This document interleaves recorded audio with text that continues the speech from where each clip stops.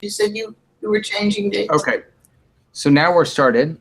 So let's talk about dates. And Dina, I have to end early today. Okay. Heather hasn't been feeling well, and I have to take the kids to the dentist. So I I'm apologize sorry to for hear that. It's okay. So I'm picking up a new class over at the day school, which I believe meets like 11:30 to 12:10. So 11:30 to 12:10. So 12:30 1:30. So we need to find another time to do this. The problem. Don't you have a class at 1 o'clock also? No, I have a 1:45. So hypothetically, we could do in between, like 12:30 to 1:30. Maybe we could do that. You want to try it and see if it works? I need to get the exact times of my class. We're going to stay the way we are for the next week, probably the next 2 weeks. But I just want to let you all know, we might just be able to push it a half an hour. That's what I'd love to be able to do. So we'll see. I just have to get, I don't see my next schedule yet. So, okay. So we'll deal with it next time. All right. So we are chapter 25, verse 31, I think. Does that sound about right? Yes. Chapter 25, verse 31. Let me turn this light on. 31? Really? We were that far? Okay. Yeah, we're ready to start the menorah. We finished with the, Oh, yeah. Right. Perfect timing. Yeah, okay. Yeah. Okay, I see it. Here. All right. Dina, you want to read for us? You shall make a menorah of pure gold. Hammered out shall the menorah be made. Its base, its shaft, its cups, its knobs, and its blossoms shall be hammered from it. And I have shall be from one piece. So this is the same thing as the cover, right? On the what do you call it? On the ark. It all has to be made for that's insane. How do you get such detail all from just banging out one piece of gold? You got somebody who's an expert at it. Yeah. It shall not be made of segments. That is, its branches and its lamps must not be made separately and then soldered onto the lampstand, but it must be all made from a single piece of metal by striking it with a mallet and cutting it with various tools to separate the branches from one another. Onkelos translates the word given here as hammered by a word that means stretched. That is to say, each of the parts of the lampstand must be stretched out from the original block of metal. But it actually means knocked, as in Daniel 5:6. The text uses the passive voice saying the lampstand shall be made to imply that it would be made of its own accord. Made of its own accord? Since Moses had difficulty understanding what was to be done, the Holy One said to him, just throw the bar of metal into the furnace and it will be made on its own. That is why the text here does not say you shall make, as it does at the beginning of the verse. So the menorah made itself.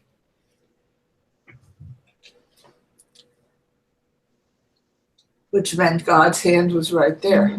Right. Who's calling me? Oh, it's Sai. Sai, what are you doing? Let me invite him. Maybe I didn't invite him. He's starting his own hangout. Maybe I didn't invite him correctly. I thought I had, but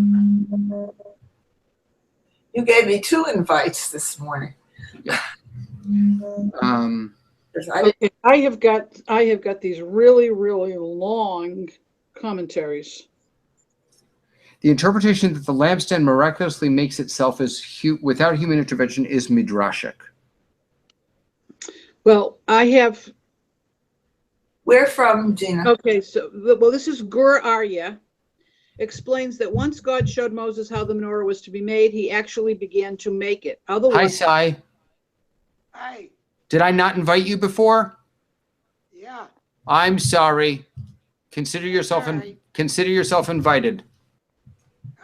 Nice ceiling, Si. We can't see you. Adjust your iPad so that we can see your face. Nope, we're seeing your ceiling. A little bit more. All right. In the That's meantime, right. okay. I don't have it. No, this is my other book. Gur Arya explains that once God showed Moses how the menorah was to be made, he actually began to make it. Otherwise, what was the purpose of the commandment and the demonstration? But then God assisted him so that when the ingot was cast into the fire as part of the normal process of crafting it, the work was completed miraculously. This is how God typically performs miracles. First, man must do what he can, and then God comes to his aid.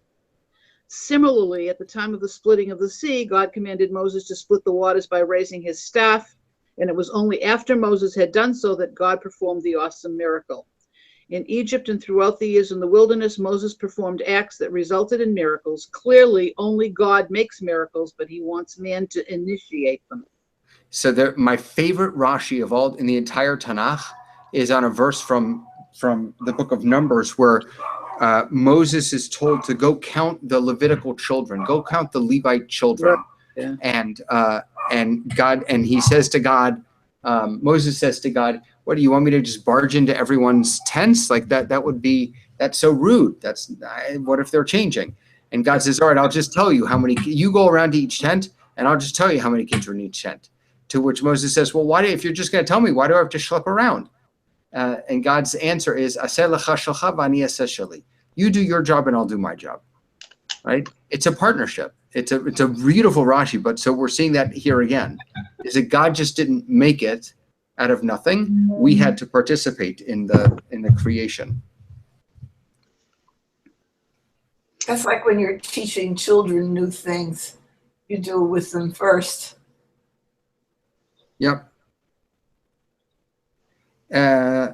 Okay, so I have also the symbolic and esoteric interpretations attached to the menorah are virtually endless. In this simple sense, the ornate gold menorah served to demonstrate the majesty of the tabernacle. It was placed in the outer chamber so that it would be visible and inspirational to everyone. And it was outside of the Holy of Holies to show that the ark and all it represented did not require light. The Torah has its own light. The menorah, whose flames were fed by the purest oil of the olive, symbolized the illumination of the intellect. It was placed near the southern wall of the tabernacle, opposite the table on the north. The ark, hidden behind the parochet, was equidistant from both. Thus, the ark, containing the word of God, cast its spiritual emanations, as it were, upon the menorah and the table, which represented intellectual achievement and material prosperity. This symbolized the conviction that both our spiritual and temporal lives must be guided by and work to serve the dictates of the Torah. Jewish life cannot be compartmentalized in the realms of sacred and temporal, or in the modern vernacular, church and state. The Torah regulates all aspects of life and demands purity in all of them. Indeed, the requirement that the entire, very intricate menorah had to be hammered out of one ingot of gold symbolized the indivisibility of the Torah. A Jewish life must be constructed entirely from one set of values. It may not be a hodgepodge of separate bits and pieces grafted together to suit anyone's convenience. All areas of life must derive from the same set of values. I like that, the last part. That's nice. And then it goes on, but the rest of these comments go with another verse. So I have one from Ibn Ezra here that says that everyone who looked at this menorah was amazed that a human being could make such a thing. And he has a whole debate about the way it's spelled and the way it's pronounced. But again, it's all about this te'aseh, the fact that it's in the passive form. There's something else about, hold on. Those who know nothing about the language think that the verb te'aseh, shall be made, is supposed to be spelled with a yud, having found in the Midrash that this yud, which is numerically equivalent to 10, represents the 10 lampstands made by Solomon. Holy cow.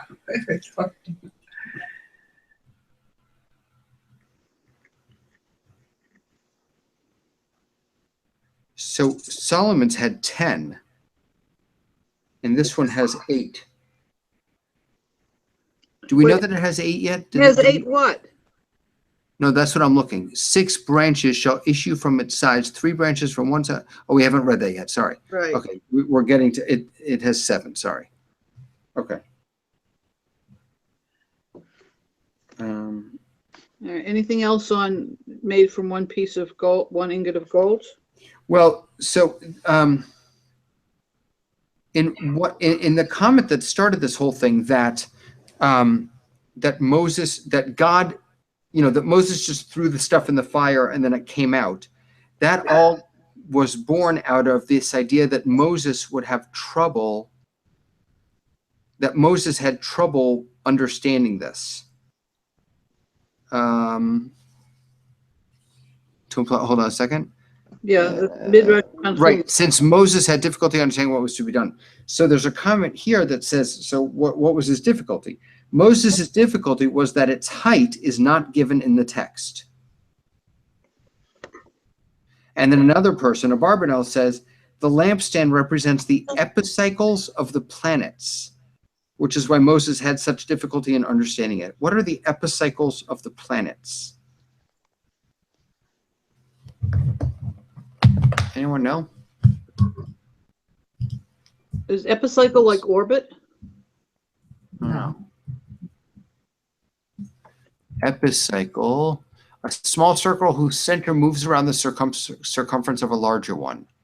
Like I said, orbit. Yeah, So how does that fit in? sure. So there were only 6 planets back then? Or they only knew? Oh, I understand. Right. If you the menorah is that all the planets are lined up Right, and they go around the shamash. right. Right. Okay. I'm not sure why that would be confusing, but okay. I have something about the organization of it from Sforno. The central theme of the menorah is unity, the unity of Israel and, of course, that of God. There are 3 lights on either side of the central candlestick, which represent the different parts of Torah, the theoretical and the practical, as well as the 2 segments of Israel. That is, those who occupy themselves exclusively with the spiritual and those who involve themselves with the temporal. Wait a minute, Freda, will you go back? Because you said something about 3 things and I only heard you say 2. Hold on. There are 3 lights on either side Right. of the central candlestick, which represent the 2 parts of Torah. Oh, I thought you said 3 3. and 3, 3 and 3. Okay, so Okay. these 3 represent the theoretical, and these 3 the practical side of Okay. Torah, as well as the 2 segments of Israel. Now, the 2 segments of Israel represented by the left 3 versus the No, I right got- 3. Not the 4th and the 8th like we have it today? No, this is talking about the menorah of the temple. Okay. Okay. And so this, as well as the 2 segments of Israel. So these 3 candles represent those who occupy themselves exclusively with the spiritual. And then the other 3 candles are the other half of Israel, those people who involve themselves with the temporal. Okay, so shall we go on and read? Should we read the description in the text so we can continue discussing that? Yes, we shall. Okay. 32. 6 branches shall emerge from its sides. 3 branches of the menorah from its one side, and 3 branches of the menorah from its second side. 3 cups engraved like almonds on the one branch, a knob and a flower, and 3 cups engraved like almonds on the next branch, a knob and a flower, so for the 6 branches that emerge from the menorah. And on the menorah shall be 4 cups engraved like almonds, its knobs and its flowers. Here's a picture I have. Here's a picture. Can you see? I can see it. It's interesting because every picture I have has rounded arms, not straight arms. Well, this is in my sapristi. Yeah, let me finish the, a knob shall be under 2 of the branches from it, a knob under 2 of the branches from it, and a knob under 2 of the branches from it, for the 6 branches emerging from the menorah. Their knobs and branches shall be of it, all of it a single hammered piece of pure gold. You shall make its lamps 7. He shall kindle its lamp so as to give light toward its face. Want me to finish up here? Sure. Its tongs and its spoons shall be made of pure gold. Of a talent of pure gold shall he make it with all these vessels. See and make according to their form that you are shown on the mountain. But somebody please tell me, excuse my ignorance, what is the meaning of calyx? C-A-L-Y-X?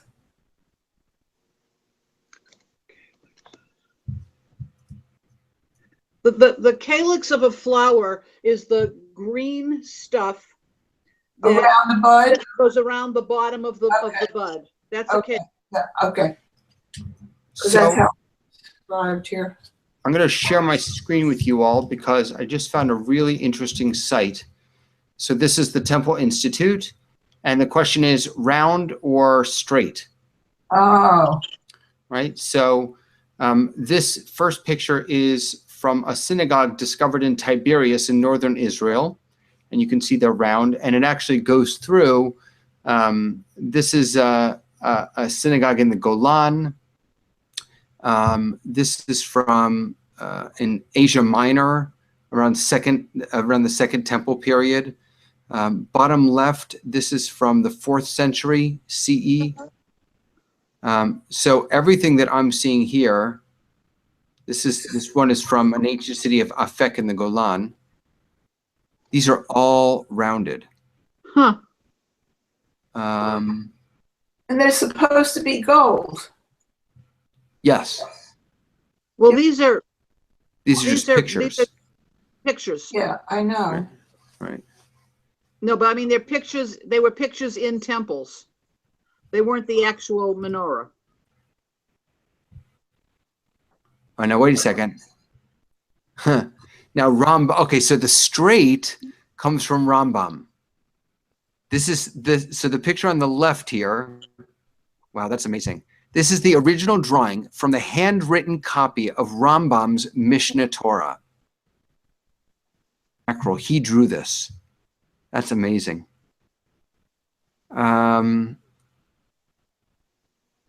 Yeah, so the rabbis who are of the opinion that the menorah must have straight branches base their opinion on a drawing found in the Rambam's magnum opus, the Mishnah Torah, written in Maimonides' own hand. The sketch of the menorah is made up of lines, circles, and triangles. Based on the explanation of the Rambam, the triangles are meant to represent the goblets.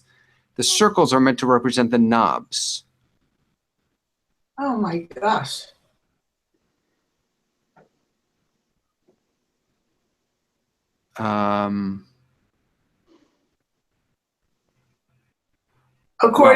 According to who? Rambam. According to Rambam. This is just this is his own drawing. That's just amazing. That Rambam drew that. Wow. That's incredible. Okay. But it's interesting, if you look at his drawing, there aren't really any plain arms as we saw in all the other menorahs. Any plain what? Any plain arms on okay. parts of the arms. He's got the adornment going all the way straight up from the middle. Right. So one of the notes here says that he was The picture in question is approximately 10 by 6 centimeters. It is clear that the Rambam was constrained by the small dimensions on the page in which he allowed himself to place the drawing. So I don't think that we should take this, you know, this is not to scale, so to speak. Rabbi Ariel has declared that either is kosher. Yeah. Oh, you saw that down here? Yeah. Yeah. Right. Yeah. Right, that just amazes me. That's his original drawing. Okay. So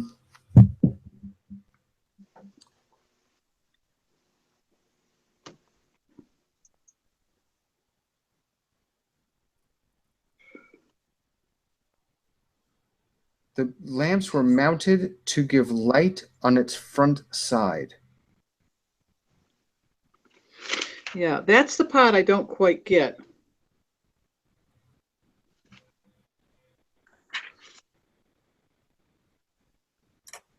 The lamps, by the way, apparently were not made as one piece with the lampstand. The commandment to make the 7 lamps shows that they were not of one piece with the lampstand, but removable. They are 7 to match the 7 days of the week and the 7 planets. Ah, there you go. They did think there were 7 planets. Okay. Yeah.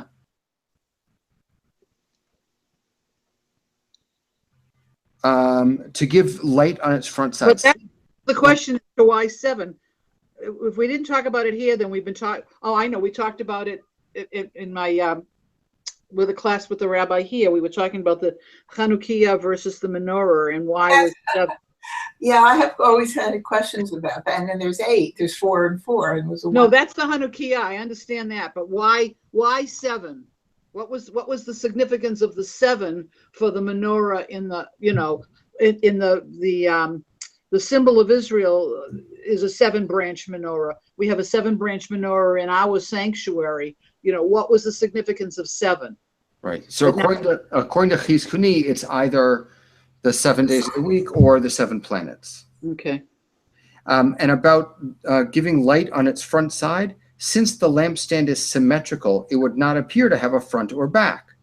Its front was the side from which it was lit, facing the thing it was to light, which was the Holy of Holies on its west side.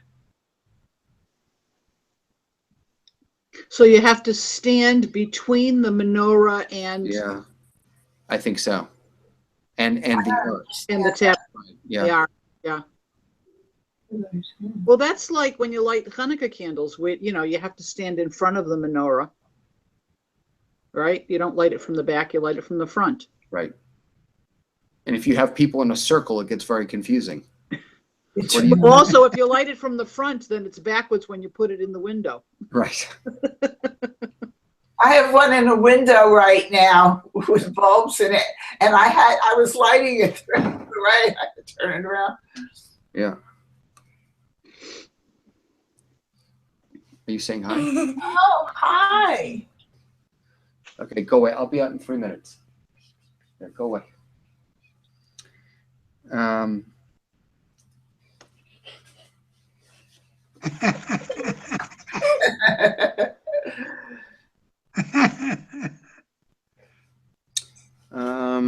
Oh, wait a minute. So I have, as is common in Scripture, the antecedent of the pronoun he and he shall kindle its lamps is not specified.